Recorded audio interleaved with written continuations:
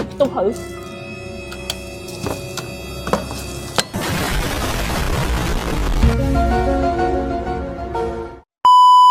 ឡាសាំងនៅពេលដែលអស់សាំងគេបងពីឡានមួយទៅដាក់ឡានមួយបានចុះឡានអគិសនីនៅពេលដែលអស់ថ្មអាចសេះថាពលពីឡានមួយទៅឡានមួយបានអត់តោះមកសាកទាំងអស់គ្នាឥ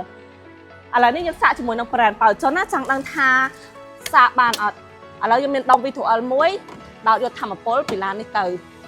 ឡូវលោតធម្មពលមកណាចង់ដឹងថាសាកបានអត់តិចទុះហៅដៀងតោះមកមើលតើអរគ្នាថាចូលដែរអត់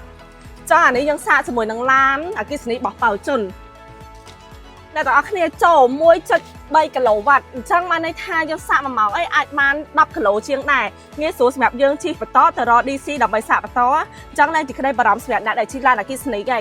ទៅសម្រាប់បងដែលចាប់អារម្មណ៍ជាមួយនឹងរថយន្តអគ្គិសនីអាចទំនាក់ទំនងមកកាន់ខ្ញុំបានតាមលេខទូរស័ព្ទ093 704 704ឬក៏អាចអញ្ជើញដល់ទីតាំងផ្ទាល់បានតែម្ដងបាយបាយ